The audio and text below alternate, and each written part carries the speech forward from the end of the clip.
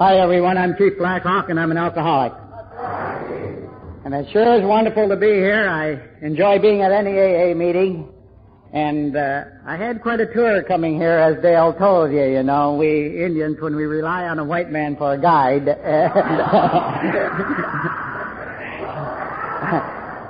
I really never thought that day would come, but I'm joking. I'm joking in all fun. We did have a wonderful day, and like I told Dale, my life is jam-packed today, and sobriety is just wonderful.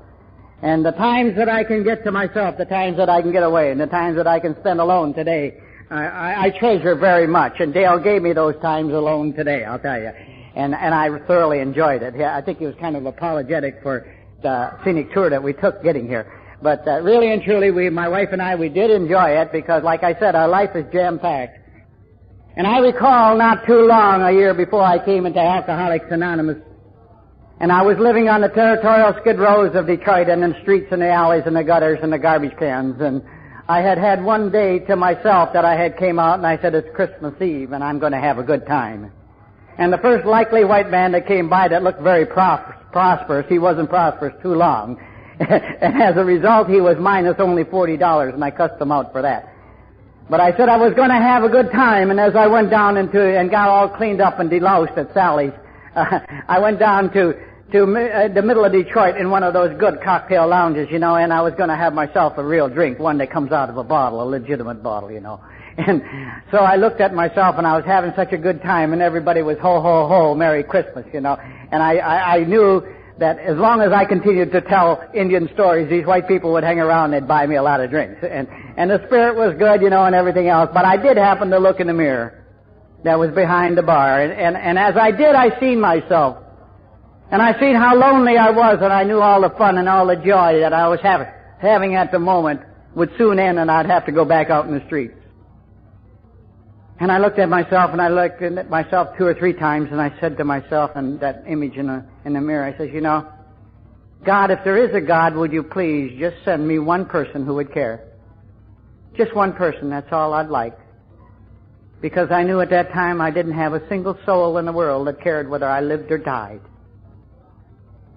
And so as I come to conference after conference, as I've been in this program, and I've talked over 4,000 times in and out of this country, and I look at the audiences, and I look, and my God, how many friends I have today. And I cherish every one of them because it's because of you that I am here. It was because of you that I was allowed to stay in this program. I wasn't too nice when I walked into Alcoholics Anonymous, and I was very scared. I knew I was going in to join a white man's organization, and I never mingled with white people too much on a social basis, unless it was under the influence of alcohol. And I was so sick that day, as these 2 men led me into this thing called Alcoholics Anonymous. I had been shaken since 10 o'clock in the morning, and it was Monday, October the 13th, 1958. And as I walked up to the door of this meeting that I walked into, they always had somebody at the door shaking your hand. And nobody ever shook my hand in a long time. And this bald-headed old gentleman, you know, with blue eyes, took my hand and he shook it real hard and he looked into my face and he says, you're the biggest phony that ever walked through the doors of Alcoholics Anonymous, and I could have killed him right then and there. Oh, he created a hate relationship for 3 years in this program of Alcoholics Anonymous. But he was wise. He was very, very wise. You know, he didn't let go of that hand because once he did, I'd have had him, man. And he took me down to this basement, you know, in this big church. And I walked into a room full of people. Now, maybe you white people can walk into a room full of people, but when I walked in as an Indian, I was so self-conscious. I hadn't had a drink since 10 o'clock in the morning, and I was shaking. And, you know, I was very self-conscious, but way from the end of the room, came a voice that said, hey, Indian, I'm glad to see you. I've been sitting here waiting for you for 5 years. And everybody turned around. I just shrunk right down. I could have killed him. But I was so glad to see him. He was a man that I used to drink with. And he looked so good. So very good. He had a suit on. I never saw the man in a suit. And his face was cleared up and he was smiling and he come running over to me and shook my hand. He says, "Yes, I've been waiting for you for 5 years. I knew you would get here." I says, "How'd you know that?" So many things he knew about me. And I was so scared at the time. And I was to ask him many things. For you see, it was at that first meeting that I got the answer that I needed. I got the answer that I knew I had been searching for so long that I couldn't get anywhere else. And it was simply this: how do you get sober and stay sober? How do you get sober and stay sober for the rest of your life? And that's what I wanted when I came to Alcoholics Anonymous. But I also wanted to be happy. You know, show me a person today in this program of Alcoholics Anonymous that is not happy, and I'll show you a person that is not working this program. If you've been around at least a week or two. Because they told me it was a one day at a time program. And I thought I was in the wrong place. And I asked that simple question. I don't think it's hard for anybody, excuse me, to ask that simple question of what do I do? How do I get sober? I got that answer at first meeting. And you know how simple it was? Stay away from the first drink of alcohol and you'll never get drunk from alcohol in your life. Yeah, that's pretty simple. And we hear it over and over again in Alcoholics Anonymous and we take it for granted. I was in the Prominent Hospital not too long ago, a couple of years ago, because I had an alcoholic case that I was working with in that hospital, and a Prominent Hospital in Michigan. Well-known doctors came up with me and they called me aside and they said, "Chief, what do you think of this? This is how you sober up the alcoholic." I took a look at their 16-page memorandum that they had on how to sober up the alcoholic. And I took one glance at it, threw it back at him, and I says, "It won't work." He says, "What do you mean? How would you sober up the alcoholic, Chief?" I said, "Stay away from the first drink and you won't get drunk from alcohol." Oh, these brilliant men, let me tell you, their faces fell right down. For you see, none of them had ever heard this. We in Alcoholics Anonymous hear it so much that we take it for granted. The simplicity of Alcoholics Anonymous. I will guarantee you, you don't consume alcohol, you'll never get drunk from alcohol the rest of your life. And for some unknown reason, I believe these people. I believe them because many times after I had been in jail 50 times in prison, I came out and the minute I was released, 5 minutes later I was taking a drink asking myself, why do I do this? I'm a college-educated Indian. I got a lot of smart. I know my problem is alcohol, and I haven't touched it for 90 days. Aren't I sober? Why would I go back to something like this? And I would look in the mirror and I would reach up with that double shot of old granddad and I'd ask myself over and over again, why do I do this? And then I'd go ahead and drink it, not knowing why. And I'd drink a few more and a few more. I remember getting out of the county jail at that particular time, and a block and a half away was this cocktail lounge I was sitting at. And this was a little after 9 o'clock in the morning, you know. And I had been in this position many times by now. But I was young. And I looked at myself, why do I do this? Continue to drink. Somewhere around, 1, 2 o'clock in the afternoon, somebody caused a great disturbance in that cocktail lounge. And they blamed it on me.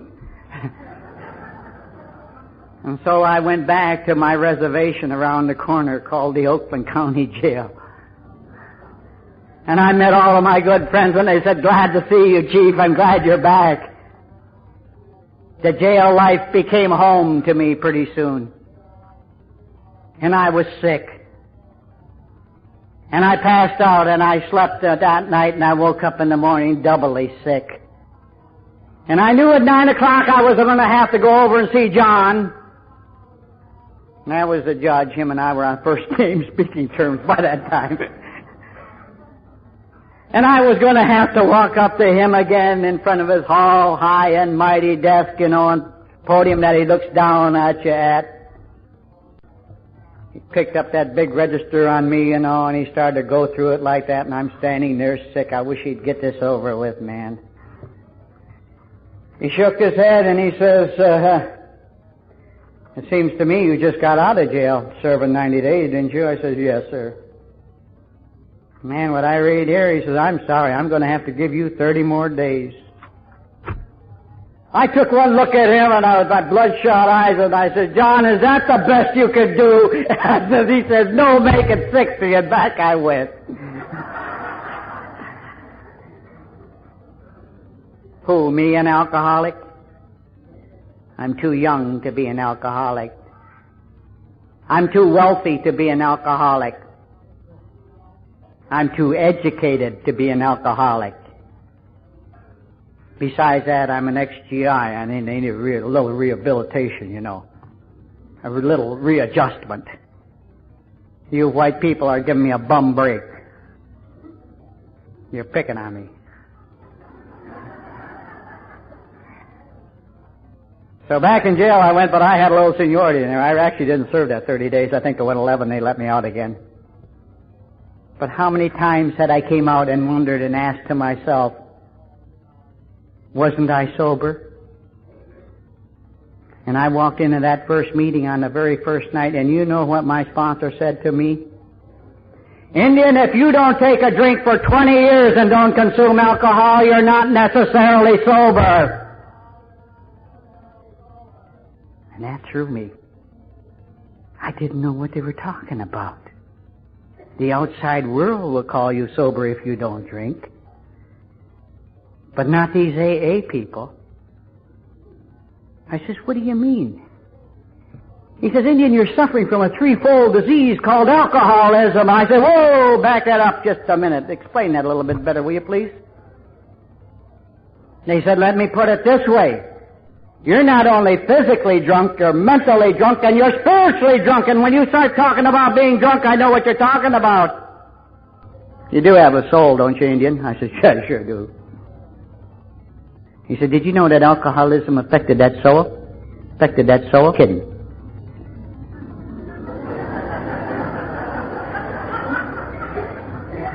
Let's take a look at yourself for a minute and see what really happened. The first thing to go was my spiritual sobriety. And the second thing to go was my mental sobriety. And then I was into the bottle. It didn't happen overnight. It took a little bit of time, and the cleverness and the cunning and the baffling, powerful part about it is that alcoholism done this without me even knowing it. And now it began to make sense when I sat on that stool and asked myself, why do I do this? We have a last drink group that operates out of my home in Michigan, and let me tell you, the one thing we always ask everybody, how sober are you today? On a basis of 0 to 100%. And my sponsor says, the answer to this thing, Indian, he says, if you just stay away from that first drink, don't consume alcohol, he says, what does that really mean if you've got a threefold disease, He says, you're a smart cookie, an engineer. I says, well, let me figure it out. And I took my calculus out, and I said, I got threefold disease. I get 1/3 of it. You know what that means? If I'm 1/3 sober, I must be 2/3 drunk. Oh, am I brilliant.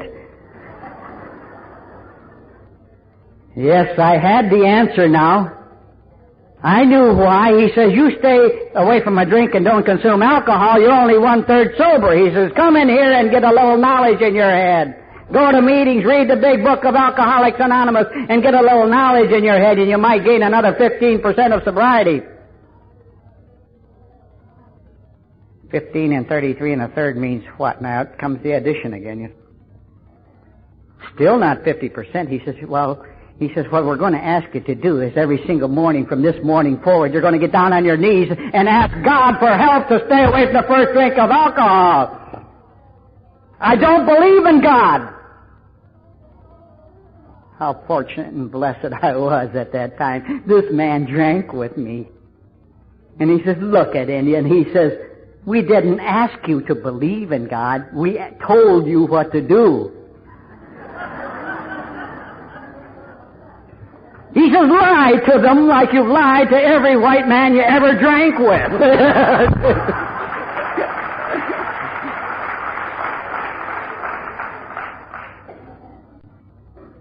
How blessed I was. And it made sense. It made sense. I says, is that all I have to do? He says, no, by the way, we happen to have 12 steps of Alcoholics Anonymous, or 12 principles, of which you will apply in your life and take action on from this day forward every single day of your life. It don't sound like what I hear today in AA. They told me I do this program one day at a time, and I still do it one day at a time. It's much easier that way. And they said you will reach a point of recovery and you will be a recovered alcoholic. So tonight I can say to you I am a recovered alcoholic many, many years ago. And I maintain my recovery one day at a time. I didn't come in and find a 90-day program. I didn't come in and find a 28-day program. I walked into Alcoholics Anonymous and I realized that this was only one day at a time and this is the last day I'm going to live. But it's going to be a sober one with the help of God in AA. And that's the way I was taught. And in my group, the last drink group of Alcoholics Anonymous, I trained my people. I trained my people to work all 12 steps every single day of your life. And I show them how. And we teach them how. And we can take a written inventory every single day, and we can take a 5th step every single day, and I can make amends every single day, and I can ask God for help every single day of my life. It's not as big a job as you think it is, or you want to make it to be. It's a one-day program.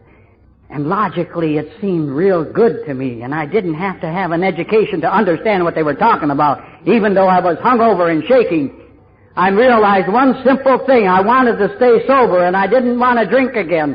And if you're going to use 1 or 2 tools of this program of Alcoholics Anonymous, and I'm going to use 12, who do you think's got the better chance of staying sober? I see people come to this program, been in 2 or 3 weeks, and they haven't even written an inventory yet. I've written 10 this year myself, and I'll probably do 10 more before the year's out. Because I know the value of it. I know what happiness it brings me. I know that it puts me in a condition that I can cope with life and be happy and excited about being sober. It's what you call a way of life. This way of life is one of the most exciting ways of life that you could ever walk into on the face of the earth. And I've been around this world 2 or 3 times and been in everything you can possibly dream of.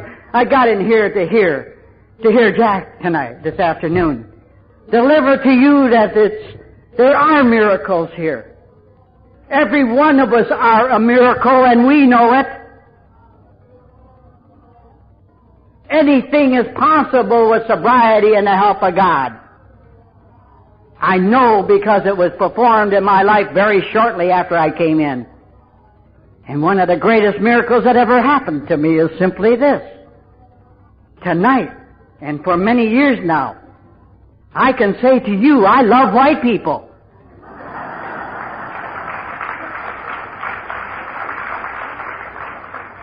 You might not think so when I get done talking. I came here to talk Alcoholics Anonymous because it's what got me out of a living hell, pushed me into a wonderful way of living, a living dream of miracles in heaven here on earth. Does it mean that life is easy for me? No. It means I've learned how to solve the problems of living. And I'm enjoying life to its fullest, one day at a time.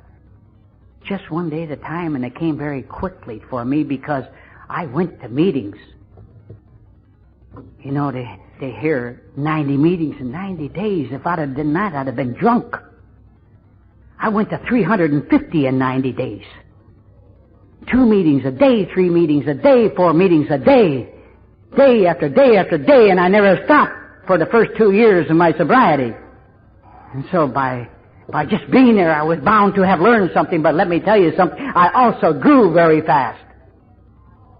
And thank God for the teachers in AA that I had. Thank God for the living examples of sobriety that I had, and they weren't ashamed to admit it. And when you come to our group, I will guarantee you, you don't open your mouth until you tell us when you had your last drink of alcohol. And I can tell you tonight, my last drink of alcohol was on October the 13th, 1958. And I haven't had to lead this program, and I never wanted to lead this program since I've been in it. And I've never had to pick up or consume alcohol since then. Because I had good teachers. But I never thought so when I got here. And so I says, is that all you have to do? Just practice these principles of alcoholics? Well, they said, no. If by chance you should get through a day of sobriety, get down on your knees and thank God. Oh, here we go, that God bit again, Here we go, that God bit again, And they didn't have the courtesy to even say a God of your understanding, They just said, this is God. Oh, God bless those old-timers. Let me tell you, when I came in, I hated them. And after you get sober for a while, you will too, You realize where you're sitting, if you're new in this program. Don't kid yourself. Thank God we're here, and thank God the old-timers were here when I got here, and I hope they're still around. I jump these old-timers once in a while, and then I all of a sudden realized they'd call me one of those things. But you see, they gave me the answer that first night.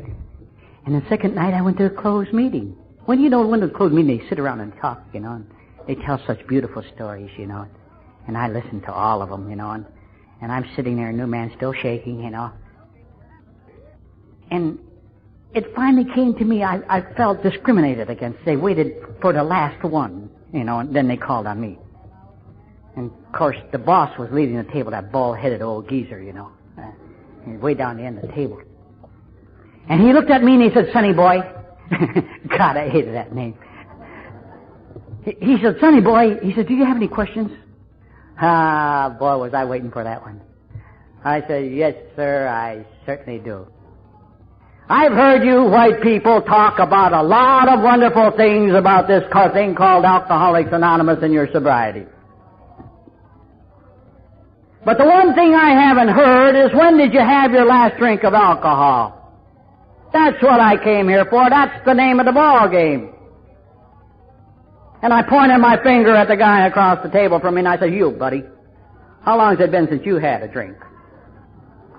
And he said, 3 years. And I said, wow. And I went to the next one, and he said, 7 years. And I said, wow. And I pointed my finger at my buddy, and I said, how long has it been since you had a drink, Arnie? He said, 5 years. Wow. I halfway believed him. I drank with him. I knew how bad he was. I couldn't believe it. And that was only natural because, after all, I was raised that all white people lie. And so when I come to Alcoholics Anonymous, I wasn't about to believe you people. I wanted to know if this thing was true. I wanted to know if you were telling me the truth or not. And what's the easiest way to do that? Alcoholics are blabbermouths. Ask a few questions. And I continued down the line, and I saved the best for last. That bald-headed old geezer down the end of the table, I looked at him and I said, old man, how long has it been since you've had any alcohol? And he was short, bald-haired, blue-eyed. And he got up on his haunches like this at that table, looked down the table at me.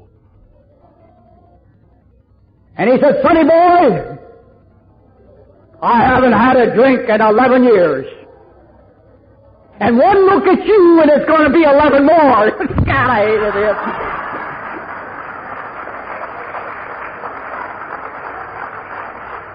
Oh, did I hate that man.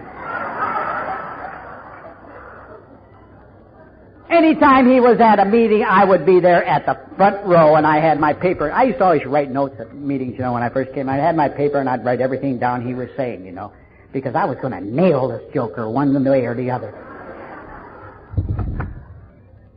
They gave me this big book to begin with, and they told me, this is where AA is. This is where you will find the truth of Alcoholics Anonymous, you know. And so when he started to speak, I would take these notes and I'd go back to my little room and I'd start to find out. My God, I couldn't find out if he told me a lie at all. And so the only way to find out if people are really telling you the truth, have them investigated. Like I said, he's a blabbermouth. I'd go around, where were you born? Who was your mother and father? Where'd you go to school at? What city are you from? I took it all down notes. And I got it off of all these 7 men, you know, and I took it to my lawyer and I said, here, get me everything that you can on these men.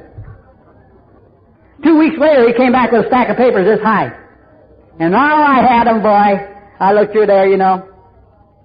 Couldn't find a single lie. I had found 7 white men who I knew told the truth. And I was going to hang on to them for dear life. It may not mean much to you white people, but for me as an Indian, you have to remember I was brought up that way. And so I thought I had found the answer. Today I know I did. And I hung on to these men very closely. And as Arnie took me away from that meeting, my sponsor-to-be, who I drank with that night, you know, I looked at him. He had a suit on. I had never seen him with a suit. He had money in his pocket. His money.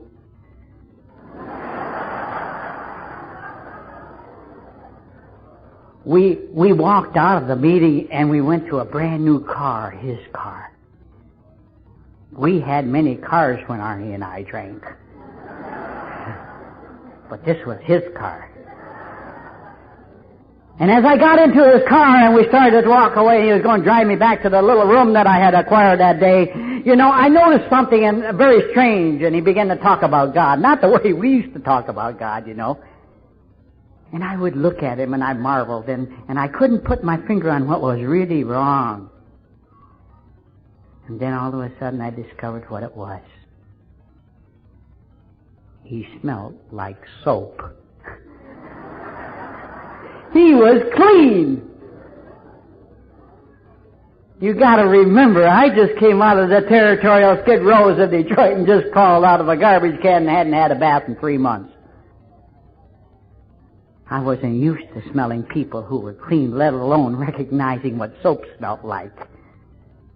And he was to tell me many, many things, but this was my beginning. This was the start of something beautiful, and I knew it. And I had to go back and find out what happened. And I'm still coming back. This was the beginning. This, I hope I never forget. Because today, you see, we all end up a little different in our drinking career and in our degree of alcoholism in order to get here.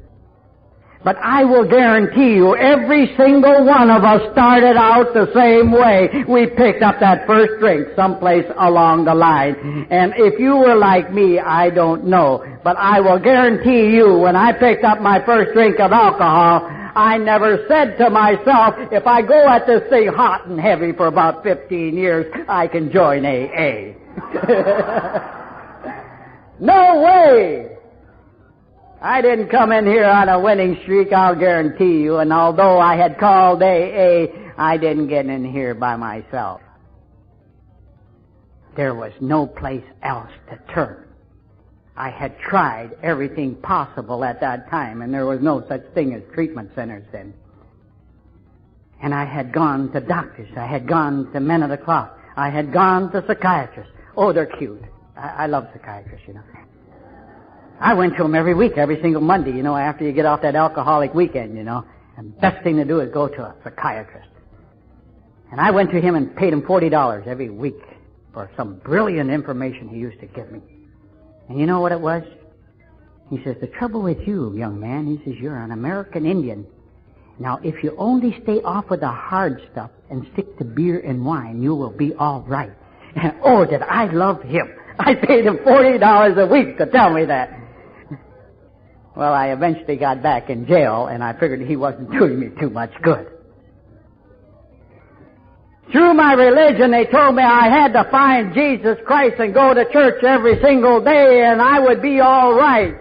And I followed instructions right to the letter, and it's the longest time that I never drank prior to coming to AA, and that was 9 solid months. And I was the most miserable Indian you would ever see in your life. Crawl up the billboard sign, tear down the beer ad, and want to drink the thing right there. You know. Oh, God, did I want to drink. I don't want that kind of sobriety. I want what I've got today, and I'm happy about not drinking. I'm happy about this life that God has allowed to me to stay on this earth 27 years longer than I should have. But more important, He has performed miracle after miracle in my life. And you're going to hear about them, a few of them later. But I'm going to backtrack now just to let you know who I am. Because a lot of times I get such a kick when I do get dressed up. I hear so many lovely remarks from these white people that I travel among. I got one tonight. They're all sincere, I assure you, and I know that today. But I did have one lady come up to me tonight and say, "Are you a real Indian?" I don't know, maybe I am or not, you know. No, I am the hereditary chief of the Ottawa Chippewa Nation. I am the great-grandson of Chief Blackbird, one of the last hereditary chiefs of the Ottawas in the state of Michigan. And I had a lot to learn about my own past, a brilliant history. And I'm very proud of it today. I didn't become so proud of it until I sobered up. I have many responsibilities as an American Indian. I was adopted early in my life, you know, and I was given a Christian name when I moved into the white world, and I hated that ever since. Not too many years ago, I went back into the courts of Michigan to regain my own name of Blackhawk, of which I had at that time, you know. And I went up to the judge, and when I went up to the judge, he says, "What's your first name?" I said, "I wasn't given a first name. Indians aren't given first names. They only got one name, and that's Blackhawk." And he said, "Well, you're supposed to have a first name." I said, "Who means I'm supposed to have a first name?" He says, "Well, what do they call you?" I said, "They call me Chief." But not only that, it is actually my title in the tribe today. I'm a hereditary chief of the Ottawa Chippewa Nation. He said, "Okay, we'll put that down." So legally speaking today, if you look at my drive license and birth certificate and all my legal papers and everything else, my first name is Chief Blackhawk. That's my full legal name today. And I get such a lot of fun out of it, but I am proud of it. Since I sobered up, I kind of travel around the country a little faster than maybe I should. And every so often, those little boys in blue pull me over. And I get the biggest kick out of myself when I hand them my driver's license and it says, "Chief." They don't know if I'm a chief of police or an Indian chief, but they just say, "Well, Chief, take it easy from here on in."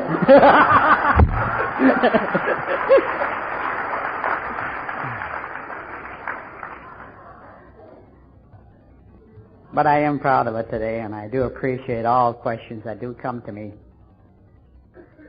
And I am coming out with a couple of books very recently. We're leaving here for Newark, New Jersey with a copy of my first book coming out and on this Tuesday morning. And we're going to spend some time there, and I'll come back into town on Thursday and go out to take the lead at the state conference in North Dakota, Bismarck, North Dakota this week. So we are kind of busy and jam-packed.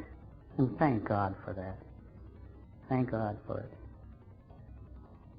I came from a family and I was adopted early in life by my own aunt. I didn't know that, but they were both Indians. And pretty soon they got divorced, and I went to a boarding school. And there was drinking, there was fighting. Pretty soon Dad married another Indian, so out of the boarding school I went back, and they all knew each other. They stayed together even though they were divorced. And Dad got married again, so I had a new mother. And pretty soon there was a drinking and fighting, and pretty soon I'm back in the boarding school, and every time I went back to boarding school, I knew what that meant. And then pretty soon Mother got married to a Passamaquoddy Indian way out in Maine, and by gosh, I went to live with her, you know. And the drinking and the fighting and everything else, you know. And pretty soon I'm back in the boarding school again. Dad got remarried again. He married right not too far from here, a Seneca Indian from Cattaraugus Reservation in New York here, near Buffalo. And so I went back to live with Dad again, you know. And, well, to make a long story short, before I was 8 years old, I had 4 mothers and 4 fathers, you know, and that leads to a pretty mixed up little Indian, I'll tell you. But I was taught. They all loved me. They all knew who I was. They all knew what I was to be brought up as, and I think it was to my advantage because I had 4 mothers and 4 fathers who really loved me and contributed to my education. Because you see, in my family, education was the main thing. To get along in the white world, you had to have a very good education. My father was bound and determined that I was going to become the best. He had some very unique ways of teaching me to become an all-A student in school. For every time I came home with that report card, and there wasn't an A on that report card, Dad and I had a little powwow back in the boiler room. And he came out with that little strap, and for every mark that was under an A, I got it right across the back. And then came the lecture. He said, son, you go to the same school, you got the same amount of time, you got the same teacher as those white people. The only trouble with you is you just don't study hard enough. And whap, I'd get it. And I'll tell you something. It don't take too long to be influenced to be an all-A student. I don't recommend that today to anybody. But that's the way I was raised. And that's the way some teachers remember me as. Because you see, I think I kept more teachers after school trying to explain to them why I should have an A- rather than a B+. And I kept them after school many times. But I did study hard. And I began to like it. And I became an all-A student. And by the time I reached high school, I knew exactly what I was going to be. I was going to be an aeronautical engineer. I was going to go to Michigan State College. I was going to have a lovely wife, a good home, a good position in the world. And nothing in the world was ever going to stop me. And I was out to get that. And I didn't think anything in the world would ever stop me neither. And I graduated and I got engaged to a lovely young girl at that particular time. And I went to Michigan State College and everything seemed to be going my way and I was getting everything I wanted. The top man in my class wherever I went. And all of a sudden, boom, December the 7th, 1941. And I was taught to love my country. And I still do love my country. And I left Michigan State College to go into the service of my choice, the United States Naval Air Corps. Now, when I first came into Alcoholics Anonymous, I used to say my drinking never gave me any problem until I came home from the service. But I became a little bit more honest, my memory came back, and I remember quite a few things that happened in the service. I'm not going to bore you with my World War II service life. It wasn't that exciting. I only spent 37 months in combat overseas in the Pacific, got shot down twice, and that was the extent of my big battles. I was flying as a combat air crewman in heavy bombers over the Pacific. I think what's important that did happen overseas was my first drink. And I remember it so vividly. You see, up until this point of my life, I didn't like anybody who drank. I would not associate with anybody who drank. Those who drank were unintelligent people. Because you see, I had learned a long time ago that alcohol gets into the bloodstream, alcohol will go to your brain, alcohol can drive you insane, and alcohol can kill you. But I'm too smart of a cookie, and before it does that to me, I'll quit. And so I remember these guys used to go out, and the alcohol wasn't overseas yet, and we were in between flights, and they would go out, and man, they would play cards and all night long and get drunk, and they would come back and disturb everybody. And I wanted no part of them, and I loved to gamble. And so one day a guy said to me, he says, Chief, you don't have to take a drink. How ironic that was. Because when I came into Alcoholics Anonymous, my first night, a man said to me, from this day forward, you don't have to drink. That bell rang to me when I got into Alcoholics Anonymous and took me back to that first drink. And I walked into that tent area, Somebody poured me a glass of water and handed me a glass of water that looked something like this, only it was in a clear glass, and they said, here, Chief, have a drink. Oh, wow, did it burn. I could feel it going all the way down. Tears came to my eyes. Have you ever seen an Indian give smoke signals out his ears? Whee! Wowie, wooey, I'll tell you, I loved it. I loved drinking. I loved the warm feeling of alcohol. I immediately became and fell in love with alcohol. But I got sick and drunk. I don't remember how I got back to the sack, and I woke up in the morning, And you know, I was so sick. I had never been sick like that in my life. And you know what? I didn't realize that I was going to do this to myself at least 10 or 20,000 times more. Never dawned on me that my pursuit of alcohol would have this happen to me some more times. I was so sick that day. I was on Guam, and my God, I couldn't even eat breakfast. I had some coffee, couldn't even eat dinner. I had some more coffee in the afternoon. You know, they had that stuff on the shingle.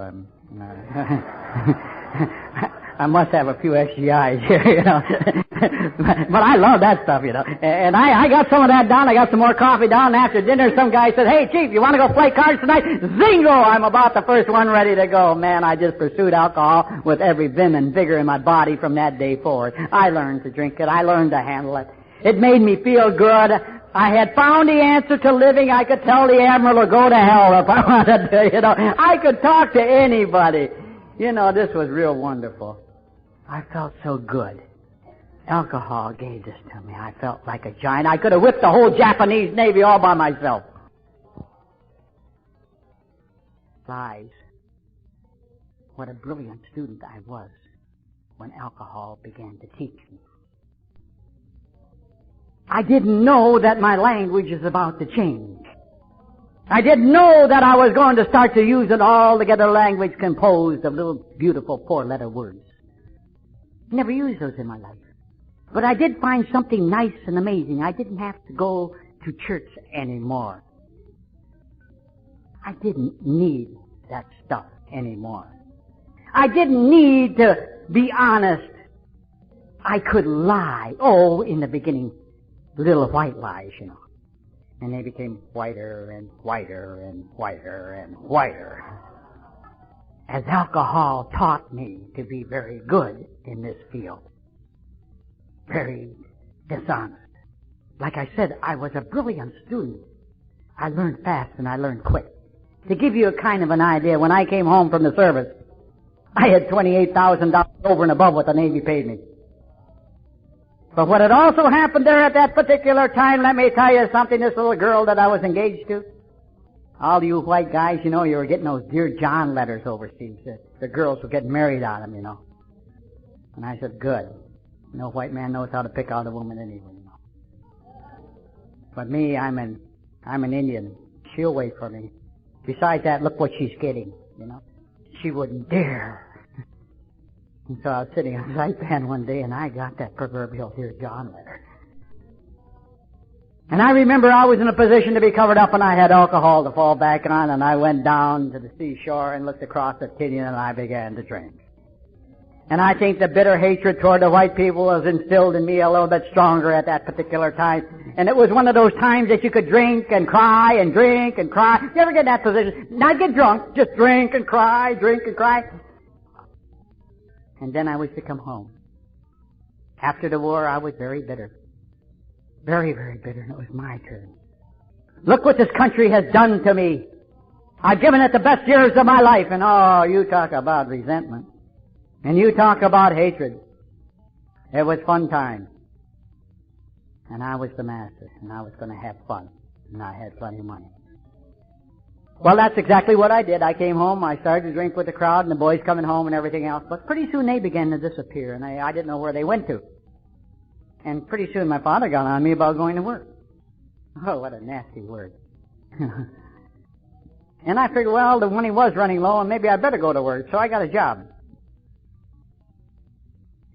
Through my acquaintances that I had been drinking with. A very, very well-paying job. I became an insurance agent. Because you want to know why? All insurance agents are rich. They make lots of money. And they buy big cars, and they got lovely women around them. And they don't have to work. So I became an insurance agent. My folks believed I was an insurance agent. Every place I went, they believed I was an insurance agent. All the fellows in the country club seen my card that I was an insurance agent. And when you got right down to it, I was in the banking business. After 12 o'clock, midnight. I became very good. I made $150,000 a month. One night's work ain't too bad. I was good at my trade. I traveled the criminal world in Detroit for a long time. And it was a period of my time that I didn't drink, because you don't drink in the criminal world. You walk a very tight line if you expect to be successful. But one night I got drunk and they wouldn't let me go on one of the biggest jobs we had going. And when I woke up, I found out that they had been caught that night and sent to Jackson prison. And if you don't think that don't scare you, I didn't touch a drop of alcohol for crying out loud for 2 days.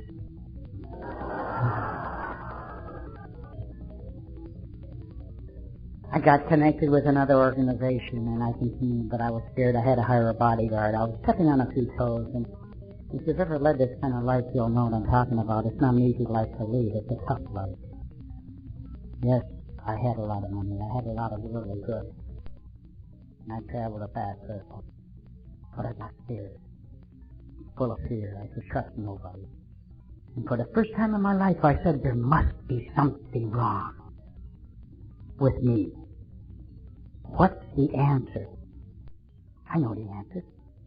I'm not married. Married people don't get into these kind of situations. And so I looked up a young girl that I went to school with. Our families grew up together, and she came from one of the wealthiest families in Detroit, and I decided I was going to marry her. And I started to go out with her, but I had one big barrier: my future mother-in-law. You know, in the land of the very rich, when you are going to join the clan, you have to pass examination. You have to be approved. You have to be accepted. And generally, there's a patriarch or matriarch of that family that you have to pass inspection on.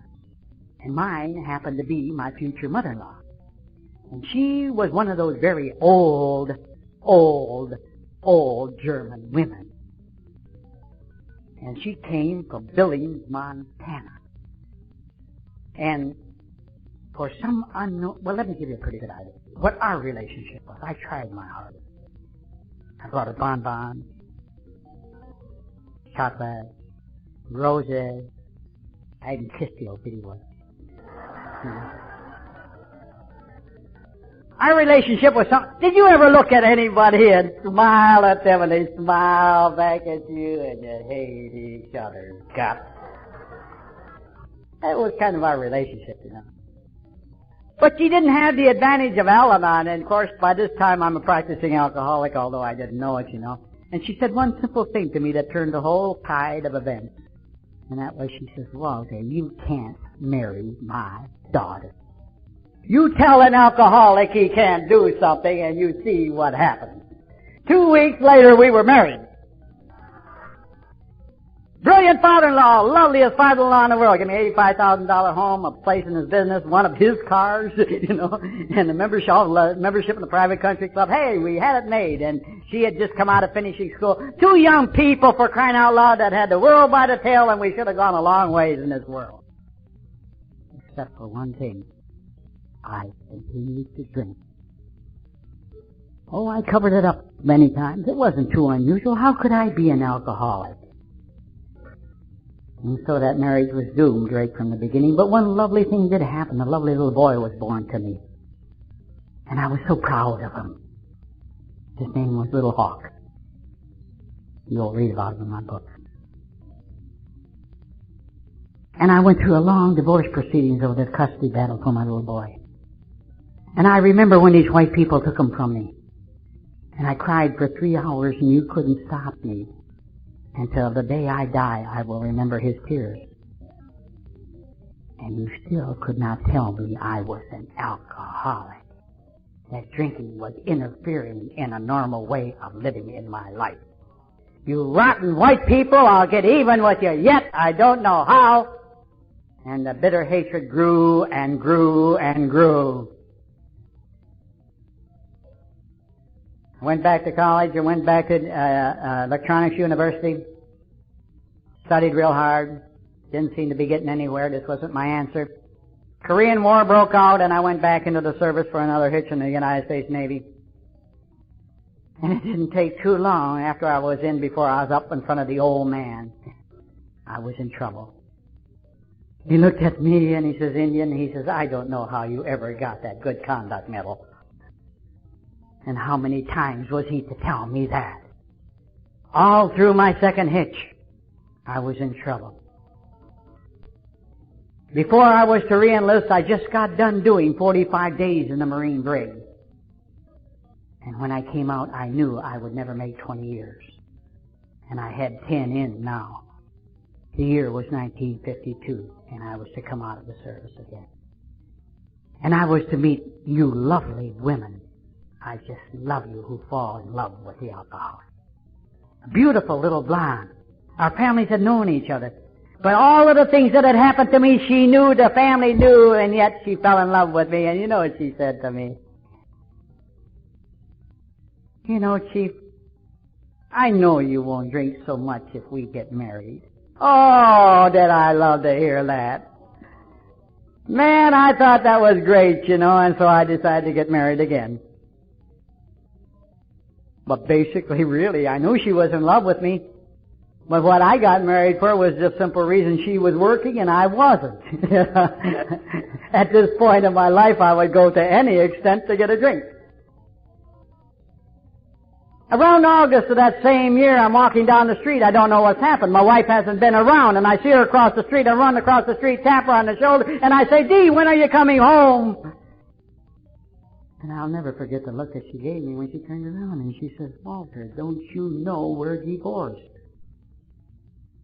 You don't think that don't knock you in the ear. I'll tell you something much better. I've been sober 27 years, come this October 13th, God willing, and I can't tell you anything more today about that second marriage than what I just got done telling you. Well, it don't take much brains to figure out, and I knew very well alcohol had me whipped and I didn't care. If I'm going to be an alcoholic, I might as well be a good one. And so I proceeded to drink. Built big businesses, lost them all, then pretty soon I was unemployable. I ended up on the territorial skid rows of Detroit. If you've lived there, you know what I'm talking about. If you don't, I could talk all night and you still wouldn't know what I'm talking about, and I don't think that's really important. Thank God you young people don't have to go down those kind of roads today. Thank God our message is being carried. Because you see, when I came in, I was the only young person in the group, and I was the youngest person in the group. And I looked around, and all I could see was bald heads and gray hair. And my God, what have I gotten myself into? They're over the hill. They should be here. They've had their fun. And they're going to take me with them. Is that all my life is going to be amongst old people? The message has been carried. Thank God. Miracles began to happen. Came out of jail for the last time on October 13th, 1958, was rolling around, and I'd done something very strange. I got up that morning at 10 o'clock, and I was going to have 2 beers, checked my finances over. I had just gotten out of jail, got a 6-pack of beer. I was going to nurse it till the working stiff got off and left enough entry fee so I could get in, and I'd be good till 2:30. What a brilliant outlook on the future. As a young man, college-educated Indian, what a time. And I done just that. I went and got those 2 glasses of beer, went around the corner and got a 6-pack, started to walk across the street, and I threw them down. I said, that's the end, and I went into my last blackout that I've ever had up until this night even. And when I came out of that blackout, I was on the phone and some woman was screaming on the phone, this is Alcoholics Anonymous. Are you having trouble with your drinking? And do you want to quit? I said, yes, I do. She said, will you be all right until tonight? And we'll have 2 gentlemen call on you. And I had just acquired a room. And I said, yes, I'll be all right, because I'm going home. I never learned something so much in my life, and I never used the word in my life. If you folks have allowed me to have a home, thank you for having it. And I feel so grateful. People say she's very using you. I hope that God will continue to use me for the day I die.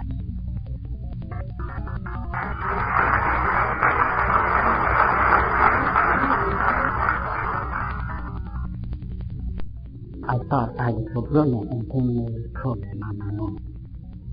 You know, I did find a God in this program, a God of my understanding.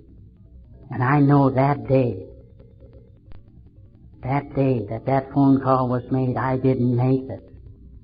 I like to look at it today that my God looked down at me and he said, Indian, I have opened the door for you so many times and you never went in. This time I'm going to kick you in and see if you stay. I got off of the phone and I had the same 60 cents that I had before I got on the phone. There was no phone directory. I hadn't even heard of Alcoholics Anonymous and I didn't see anybody around me. And so that night, these two gentlemen at 7:30 came knocking on my door and I peeked out of that alcoholic home. You know that alcoholic home when the shades are down, you peek out, see who comes in. Two men with white shirts and ties on and suits on and a brand new car. And I ran to the back end and I told the landlady, see who it is, I'm gone. Because I know what it meant when two guys came to my door with white suits and ties on and a suit on and came in a nice car. I had that happen many times. And so she opened the door and I'm in the kitchen listening. And they said, we're from Alcoholics Anonymous. We heard there's somebody here who wants to get sober. I said, let them in. I was so relieved. I was so thankful. And I don't know what much they said, but they said, our meeting starts at 8 o'clock. Are you ready to go? And I said, I'm ready. And I wouldn't care where they took me. I felt even a little uncomfortable as I got into the back seat of their brand new car. And they took me to that first meeting I described earlier. And I found my answer. I found my answer that night, and I knew it. And I was to travel a very tough road from there on in. Alcoholics Anonymous is a tough program. It's not an easy program. It is a simple program, but it is not easy, and that's why you are proud and you are proud that you're sober tonight. And you are well knowing of the fact that you are each miracles today because you are not drinking today. And if you're new in this program, this can be yours from today. You don't have to pick up a drink, and you can walk into the light again, and you can be happy and you can be sober. Because you've got people who care, you've got people who are going to lead the way, you've got living examples who will reach out to you and show you the way. I talked to many people who have been I don't know if in your group they go out and drink again. And I have heard so many people say, let them come back. Let them come back on their own. They know where the program is. They're not ready yet. I don't know what kind of a God you got, but I don't have that kind of a God. He tells me to go get them. He tells me to help the suffering alcoholic, and the suffering alcoholic got out there dying, and you should know that call as well as I do, and you should know that feeling as well as I do. Do you think it's easy to come back to this program by yourself? Go get them. My God tells me go get them, and I go and get them. They may not stay, but I go and get them. I die every time I go out to see the suffering alcoholic. But my heart goes out to them because there is nobody in this world that is helpless. There is nobody in this world that is hopeless, in my eyes, who is suffering from the disease of alcoholism. And my God tells me that I have to go. It is my salvation. That's the kind of God that I have found in this program. And He began to perform a lot of miracles in my life because I got back on the road and I got my first car and I was taken off the road, never to drive again, and it was a marvelous feeling. I got a nice place to stay and I finally got a job and I could go to work and stay on it. And all along, these people in Alcoholics Anonymous nursed me along. They fed me. They housed me. They took care of me. They tolerated me. I sat at meetings with a 25 in my lap and I was going to blow the head off of any white man that ever lied to me. And they allowed me to stay. But they did convince me to put the gun away. I got in fights. One guy said to me one time, all you have to do is come in this program and do anything you want as long as you don't drink. Oh, boy. I reached across the table, I grabbed that young man, and boy, I let him have it. I jumped over the table and put my foot in his face till a little blood came. And by that time, 6 AAs grabbed me and they said, hey, what's the matter? What are you doing? I said, didn't you hear what the man said? He said, I could do anything in this program I wanted to as long as I don't take a drink. And I haven't taken a drink. And I don't like his face. No, I wasn't nice when I got into this program, but I learned and they tolerated me, and that's what I am deeply grateful for. They allowed me to stay. Such weird people in AA. After I got done smashing that guy's face, and you know what they said? Keep coming back. Oh, you gotta be crazy. But I learned and I grew, and I'd done everything I was supposed to do, even though I didn't like it. And I began to grow very fast. And one of the greatest miracles that ever happened to me, I once was given the privilege of being called a husband. For a little girl walked into the program whom I had sponsored her brother. And she was only 23 years old. What a sick little puppy. And I felt so sorry for her, and I couldn't get a woman sponsor for her, so I ended up sponsoring her. And you know, I am still sponsoring her. We just celebrated 25 years of a very happy marriage, and we're going strong yet. She's right down in the front row here, and she just celebrated 25 years of sobriety in this program this last June 19th. Take a stand, honey.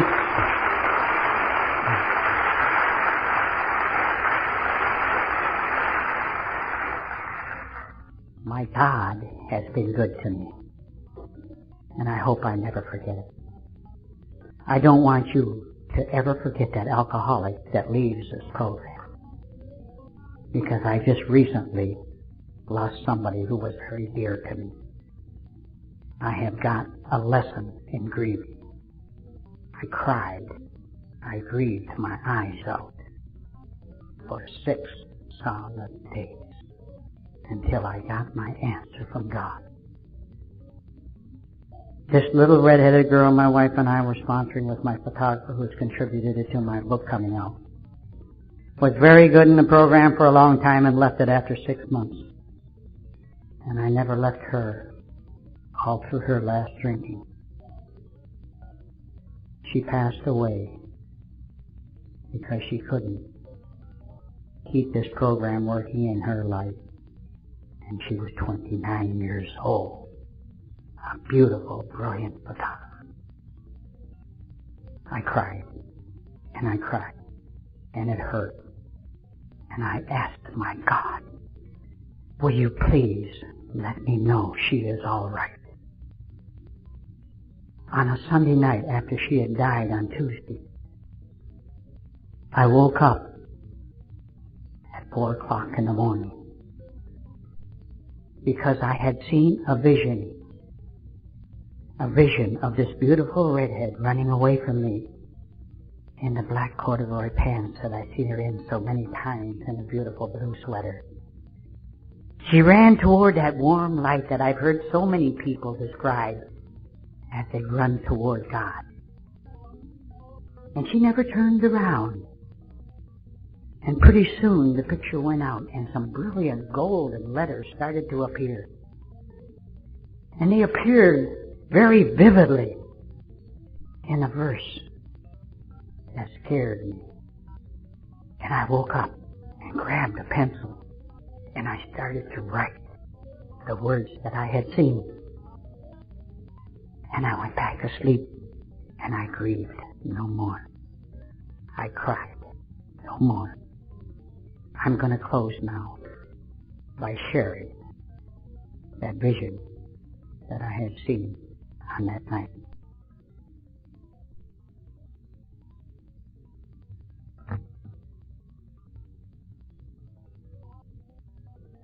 I have called this farewell to a sponsor.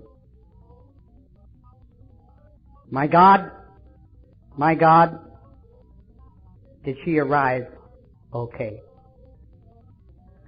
For you allowed her to stay such a short while. But the treasures and pleasures she shared each day were created with her camera and a beautiful smile. When faced with a situation she could not see, I would always hear a familiar, "Shucks-a-rooney, it's only me." My God, please let me know, is Nancy okay? For in her own way she has found peace, serenity, and security today. I am certain this is true, for today when she came into view, with her red hair blowing and her blue sweater flowing, I saw her running directly toward you. My God,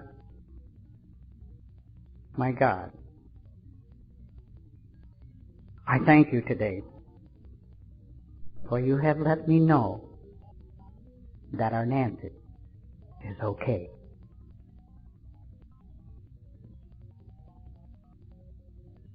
The God that I have heard and believe you have heard tonight. And when I do meet Him, and I'm looking forward to it, I know I can always face Him as I have faced you tonight with all honesty and sincerity, and look Him right straight in the eye, and simply say to Him, to the best of my ability, I try. Thanks an awful lot. You're a wonderful audience. Enjoy your conference here, and thank you very much for having me.